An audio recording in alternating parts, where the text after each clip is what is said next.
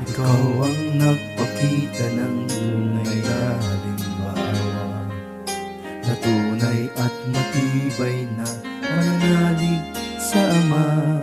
Kahit ang kapalit nito'y sakripisyo at pagdurusa, buong puso mong tinanggap ang kalooban ng Ama.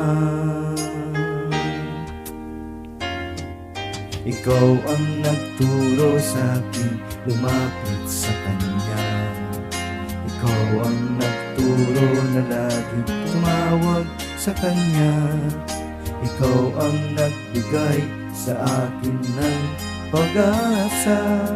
Salamat sa'yo, mahal naming Ina. Maria, Maria, bukod kang pinagpala. Maria, Maria, minamahal namin na.